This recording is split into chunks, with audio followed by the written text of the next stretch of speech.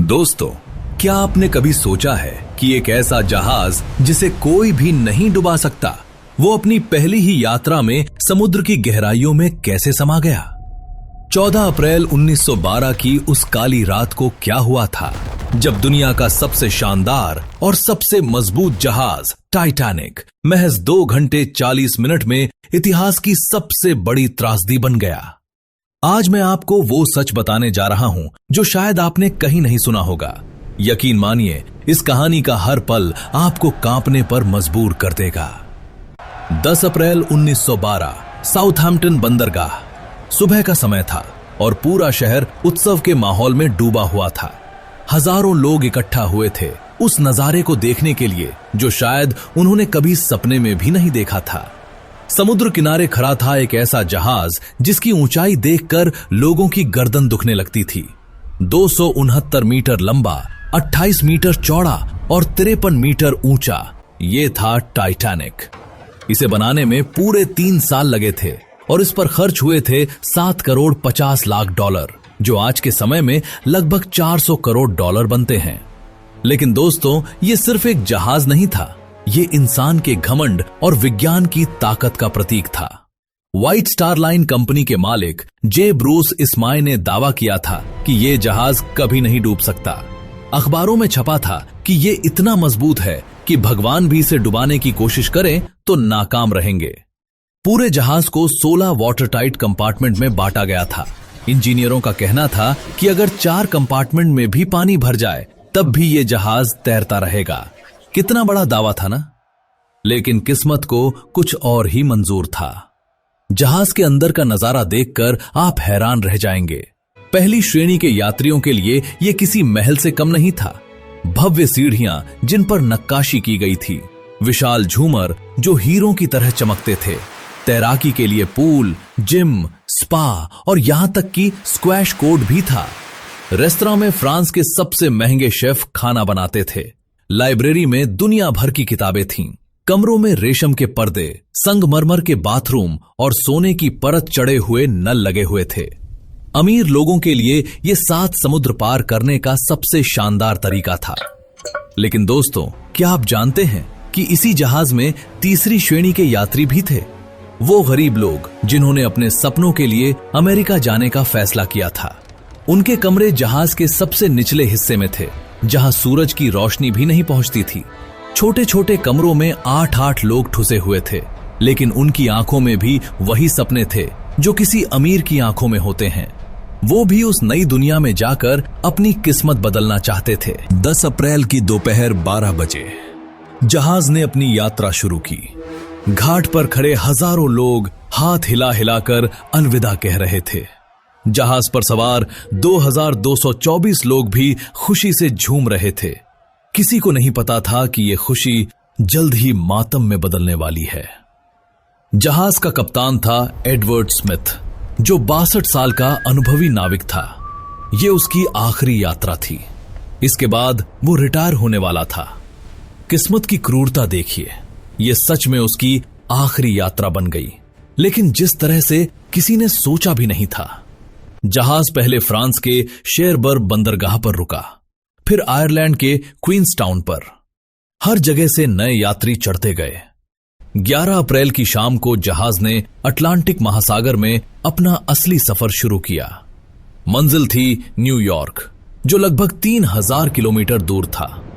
मौसम बिल्कुल साफ था, समुद्र शांत था और हर कोई इस शानदार सफर का मजा ले रहा था। पहली श्रेणी के यात्रियों में थे अमेरिका के सबसे अमीर लोग। जॉन जैकब एस्टर, जो उस वक्त दुनिया के सबसे धनी व्यक्तियों में से एक थे। बेंजामिन गुगेनहाइम, जो खनन व्यवसाय के बादशाह थे। इसिडोर स्ट्रॉस और उनकी पत्नी आइडा, जो मैसेज डिपार्टमेंट स्टोर के मालिक थे। ये वो लोग थे जिनकी एक झटके में दुनिया हिल जाती थी। लेकिन उस रात समुद्र ने किसी को नहीं बख्शा। पहले 3 दिन बिल्कुल शांति से गुजर गए। 12 अप्रैल, 13 अप्रैल, सब कुछ ठीक चल रहा था। लोग नाच रहे थे, गा रहे थे, खा रहे थे और मस्ती कर रहे थे। बच्चे डेक पर दौड़ रहे थे। जोड़े रोमांटिक पलों का आनंद ले रहे थे। किसी को क्या पता था कि मौत उनसे बस कुछ ही घंटों की दूरी पर है। लेकिन 14 अप्रैल की सुबह कुछ अलग थी। रेडियो रूम में संदेश आने लगे। पहला संदेश आया जहाज कैरोनिया से, सावधान, आगे बर्फ के पहाड़ दिख रहे हैं। कप्तान स्मिथ ने इस संदेश को पढ़ा और अपने अधिकारियों को सावधान रहने के लिए कहा, लेकिन जहाज की रफ्तार कम नहीं की गई। दोपहर को दूसरा संदेश आया जहाज बाल्टिक से, बहुत बड़ी बर्फ की चट्टानें और बर्फीले पहाड़ आपके रास्ते में हैं। शाम को तीसरा, चौथा, पांचवां, छठा संदेश। हर जहाज चेतावनी दे रहा था। लेकिन दोस्तों, सुनने वाला कौन था? टाइटैनिक तो वो जहाज था जिसे कुछ नहीं हो सकता था, है ना? शाम 7 बजे तापमान तेजी से गिरने लगा। 8 बजे तक समुद्र का पानी बर्फ जैसा ठंडा हो गया। 9 बजे तक कप्तान को 7 चेतावनी मिल चुकी थी, लेकिन जहाज अपनी पूरी रफ्तार से भाग रहा था, 22 नॉट प्रति घंटा, यानी लगभग 41 किलोमीटर प्रति घंटा। क्यों? क्योंकि व्हाइट स्टार लाइन कंपनी चाहती थी कि यह जहाज रिकॉर्ड समय में न्यूयॉर्क पहुंचे। प्रसिद्धि चाहिए थी, सुर्खियां चाहिए थीं, और इस चाहत ने हजारों लोगों की जान ले ली। रात के 10 बजे लुकआउट टावर में 2 नाविक तैनात थे, फ्रेडरिक फ्लीट और रेजिनल ली। उनका काम था आगे देखना और किसी भी खतरे की सूचना देना। लेकिन दोस्तों, यहां एक बहुत बड़ी गलती हो चुकी थी। दूरबीन जो उन्हें दूर तक देखने में मदद करती, वो जहाज पर थी ही नहीं। साउथहैम्पटन से निकलते समय अधिकारियों में कुछ बदलाव हुए थे और दूरबीन एक बंद अलमारी में रह गई थी, जिसकी चाबी किसी और अधिकारी के पास चली गई थी। कल्पना कीजिए, इतने बड़े जहाज पर इतनी खतरनाक रात में लुकआउट के पास दूरबीन नहीं थी। ये छोटी सी गलती कितनी भारी पड़ने वाली थी। रात के 11:30, अंधेरी, ठंडी, शांत रात। चांद नहीं था, सिर्फ तारे टिमटिमा रहे थे। फ्रेडरिक फ्लीट अपनी नंगी आंखों से समुद्र को देख रहा था और तभी उसने देखा, सामने, बिल्कुल सामने, अंधेरे में एक विशाल काली परछाई, एक बर्फ का पहाड़। उसका दिल धक से रह गया। उसने तुरंत घंटी बजाई, टन टन टन 3 बार। फिर फोन उठाया और चिल्लाया, सामने बर्फ का पहाड़, बिल्कुल सामने। ब्रिज पर छठे अधिकारी जेम्स मूडी ने फोन उठाया। कितनी दूर? उसने पूछा। बहुत पास, बिल्कुल सामने। फ्लीट की आवाज में दहशत थी। मूडी ने तुरंत पहले अधिकारी विलियम मर्डॉक को सूचित किया। मर्डॉक ने फौरन आदेश दिया, हार्ड टू स्टारबोर्ड, यानी जहाज को पूरी ताकत से दाईं ओर मोड़ो। इंजन रूम में घंटी बजी, इंजन बंद करो, पीछे की ओर चलाओ। लेकिन दोस्तों, क्या आप जानते हैं कि इतने बड़े जहाज को मोड़ने में कितना समय लगता है? टाइटैनिक का वजन था 52,310 टन। ये कोई साइकिल नहीं थी जिसे झटके से घुमा दिया जाए। जहाज धीरे धीरे मुड़ने लगा, बहुत धीरे। 37 सेकंड, बस 37 सेकंड का समय था बर्फ के पहाड़ से टकराने में। हर कोई सांस रोके देख रहा था, क्या जहाज बच जाएगा? जहाज मुड़ा, लेकिन पूरा नहीं। रात के 11:40 पर एक भयानक खुरचने की आवाज आई। कृर्र।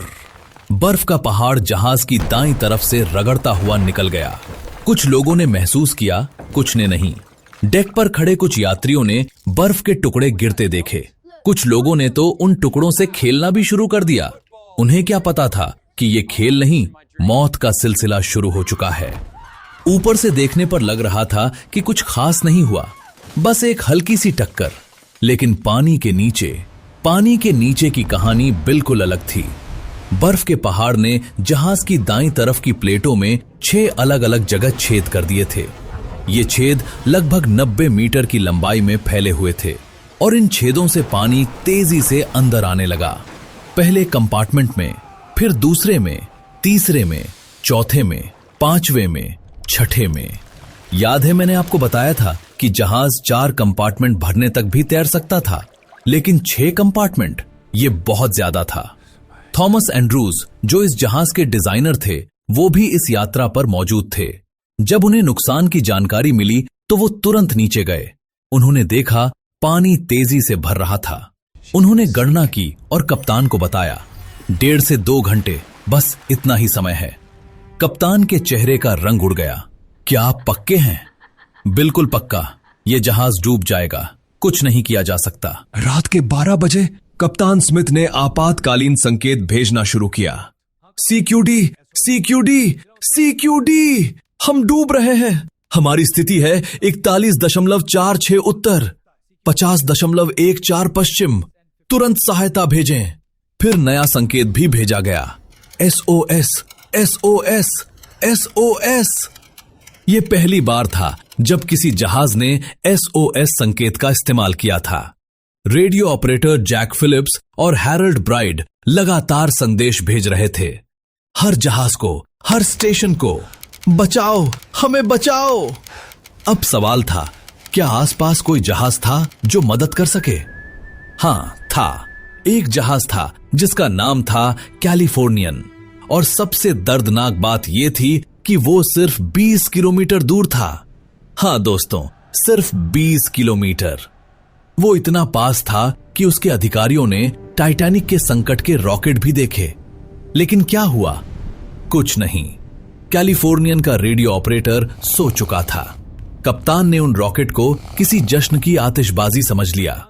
कल्पना कीजिए, अगर कैलिफोर्नियन समय पर पहुंच जाता तो शायद सभी लोगों को बचाया जा सकता था।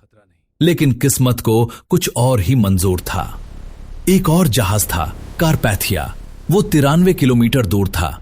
जब उसके कप्तान आर्थर रोस्ट्रॉन को टाइटैनिक का संदेश मिला तो उन्होंने तुरंत अपने जहाज को पूरी रफ्तार से टाइटैनिक की ओर मोड़ दिया। लेकिन 93 किलोमीटर पूरी रफ्तार से भी उन्हें पहुंचने में 4 घंटे लगने वाले थे, और टाइटैनिक के पास बचे थे सिर्फ 2 घंटे। अब तक टाइटैनिक पर हालात बिगड़ने लगे थे। जहाज का अगला हिस्सा पानी के वजन से नीचे झुकने लगा था। कप्तान ने आदेश दिया, सभी यात्रियों को जगाओ, लाइफ जैकेट पहनने के लिए कहो, महिलाओं और बच्चों को लाइफ बोट में बैठाओ। लेकिन दोस्तों, यहां सबसे बड़ी त्रासदी सामने आई। 2224 लोगों के लिए लाइफ बोट थी कितनी? सिर्फ 20। और इन 20 लाइफ बोट में केवल 1178 लोग बैठ सकते थे, यानी आधे से भी कम। आप पूछेंगे कि इतनी कम लाइफ बोट क्यों? जवाब सुनकर आपका खून खौल जाएगा। उस समय के समुद्री नियमों के अनुसार लाइफ बोट की संख्या यात्रियों की संख्या के हिसाब से नहीं, बल्कि जहाज के वजन के हिसाब से तय होती थी। और कंपनी ने सोचा कि ज्यादा लाइफ बोट से डेक भर जाएगा और पहली श्रेणी के यात्रियों को टहलने में परेशानी होगी। हाँ, आपने सही सुना, लोगों की जान से ज्यादा जरूरी था अमीर यात्रियों का आराम। इस वीडियो को लाइक करना बिल्कुल मत भूलिएगा दोस्तों, और चैनल को सब्सक्राइब करके घंटी का बटन जरूर दबाइए, क्योंकि आगे की कहानी और भी दिल दहला देने वाली है। रात के 12:20 पर पहली लाइफ बोट को उतारा जाने लगा। अधिकारियों ने आदेश दिया, पहले महिलाएं और बच्चे। लेकिन इस आदेश को अलग अलग अधिकारियों ने अलग अलग तरीके से लागू किया।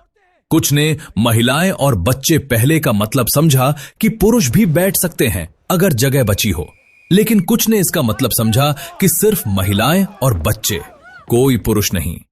पहली लाइफ बोट जिसमें 65 लोग बैठ सकते थे, उसमें केवल 28 लोग बैठे। क्यों? क्योंकि लोगों को यकीन ही नहीं हो रहा था कि टाइटैनिक डूब सकता है। बहुत से लोगों ने लाइफ बोट में बैठने से मना कर दिया। उन्हें लगा कि ठंडे समुद्र में झूलती हुई छोटी नाव में बैठने से बेहतर है कि विशाल, गर्म, आरामदायक जहाज पर ही रहें। कितना बड़ा भ्रम था ये। और अब तक जहाज का आगे का हिस्सा पानी में डूब चुका था। डेक का झुकाव साफ दिखाई देने लगा था। अब लोगों को समझ आने लगा कि ये असली है, ये कोई ड्रिल नहीं है। टाइटैनिक सच में डूब रहा है। तीसरी श्रेणी के यात्रियों के लिए हालात और भी भयानक थे। उनके कमरे जहाज के सबसे निचले हिस्से में थे, जहां पानी सबसे पहले पहुंच रहा था। और सबसे दर्दनाक बात यह थी कि उन तक जाने वाले दरवाजे बंद कर दिए गए थे। हां दोस्तों, बंद कर दिए गए। क्यों? क्योंकि नियम था कि अलग अलग श्रेणी के यात्री आपस में नहीं मिल सकते। यहां तक कि मौत के सामने भी यह भेदभाव बना रहा। जब तक उन दरवाजों को खोला गया, तब तक बहुत देर हो चुकी थी। बहुत से गरीब परिवार जो अमेरिका में नई जिंदगी शुरू करने का सपना देख रहे थे, वे जहाज के निचले हिस्से में ही फंस गए। उनकी चीखें, उनकी मदद की गुहार, वो सब पानी में दब गईं। डेक पर दृश्य बहुत ही भयावह होता जा रहा था। बैंड के सदस्य जिनके पास बचने का भी मौका था, उन्होंने अपनी जगह नहीं छोड़ी। वायलिन वादक वॉलेस हार्टले ने अपने साथियों से कहा, चलो हम संगीत बजाते रहते हैं, शायद इससे लोगों को हिम्मत मिले। और वे अंत तक संगीत बजाते रहे। पहले उन्होंने रैग टाइम धुनें बजाईं, फिर धीरे धीरे भजन बजाने लगे। आखिरी में उन्होंने बजाया near my God to thee, एक प्रार्थना। जब जहाज डूब रहा था तब भी उनकी उंगलियां वाद्य यंत्रों पर चल रही थीं। ये सभी 8 संगीतकार उस रात डूब गए, लेकिन उनकी बहादुरी इतिहास में हमेशा के लिए अमर हो गई। जहाज पर कई दिल को छू लेने वाली घटनाएं हो रही थीं। इसीडोर और आइडा स्ट्रॉस, वो बुजुर्ग दंपति जो मैसेज स्टोर के मालिक थे। जब आइडा को लाइफ बोट में बैठने के लिए कहा गया तो उन्होंने मना कर दिया। उन्होंने कहा, मैंने 40 साल तक अपने पति के साथ बिताए हैं, अब मैं उन्हें अकेला नहीं छोड़ सकती। जहां वो जाएंगे मैं भी वहीं जाऊंगी। उन्होंने अपनी जगह अपनी नौकरानी को दे दी और अपने पति के साथ डेक पर बैठ गईं, एक दूसरे का हाथ थामे, अंत तक साथ रहे। ये प्यार की कितनी गहरी मिसाल थी।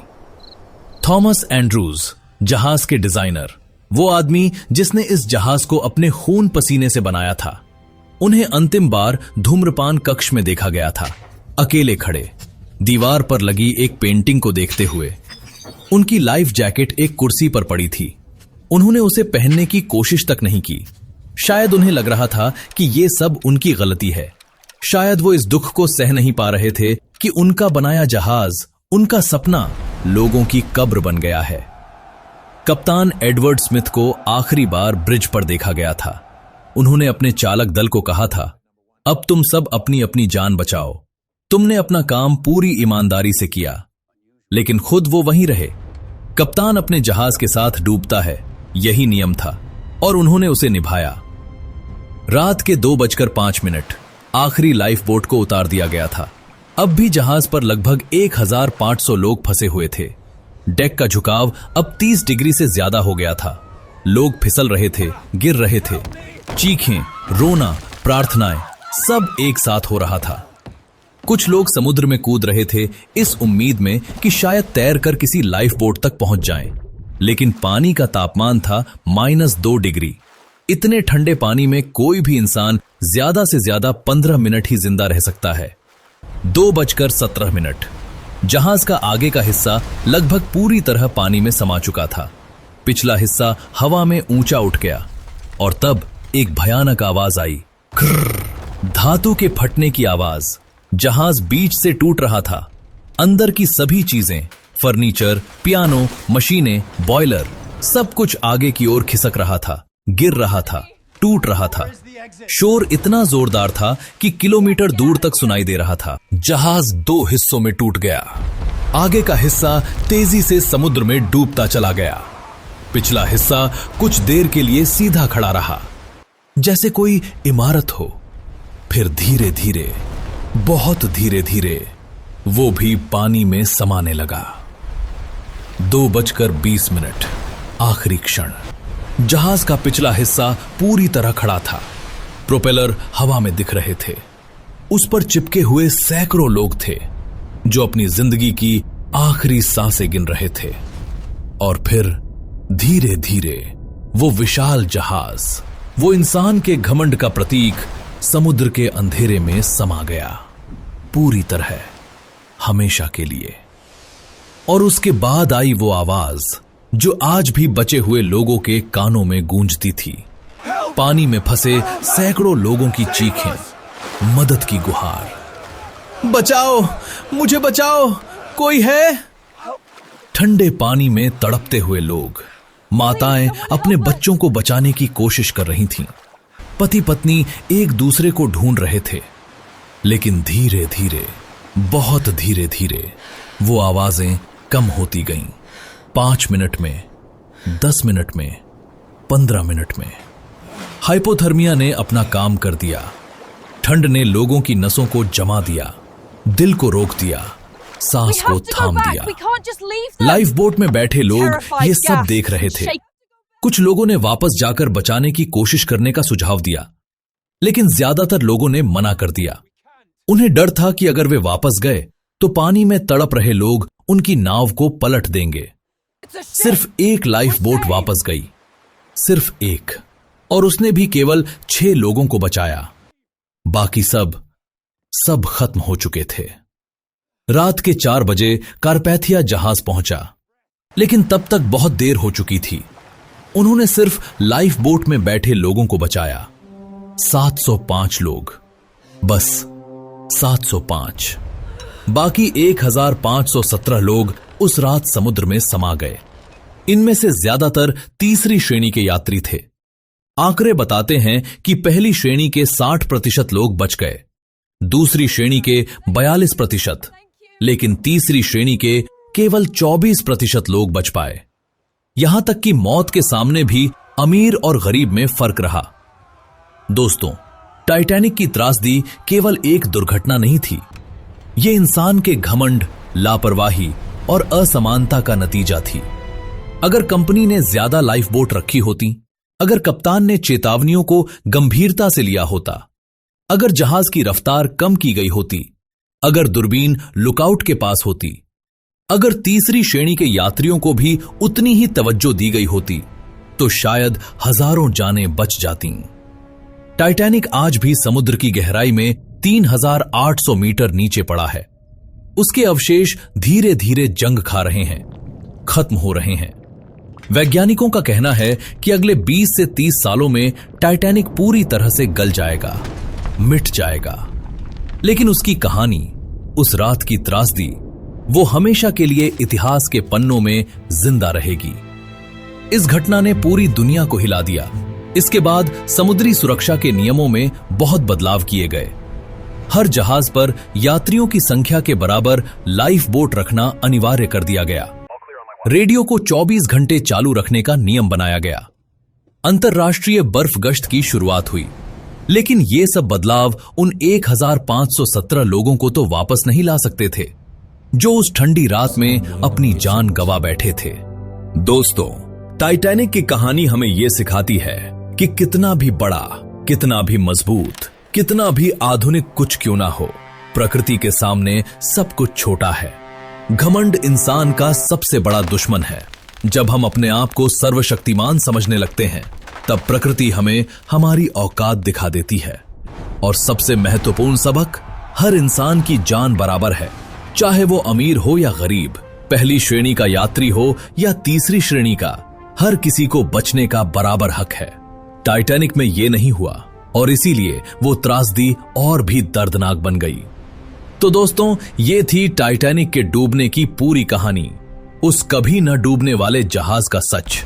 अगर आपको ये वीडियो पसंद आया हो, अगर आपने कुछ नया सीखा हो, तो कृपया इस वीडियो को लाइक करें, शेयर करें और हमारे चैनल को सब्सक्राइब करना बिल्कुल मत भूलिएगा। घंटी का बटन भी दबा दीजिए, ताकि ऐसी ही रोचक और ज्ञानवर्धक कहानियां आप तक सबसे पहले पहुंच सकें। कमेंट में जरूर बताइए कि आपको टाइटैनिक की ये कहानी कैसी लगी और आप किस विषय पर वीडियो देखना चाहते हैं। मिलते हैं अगले वीडियो में एक नई कहानी के साथ। तब तक के लिए नमस्ते।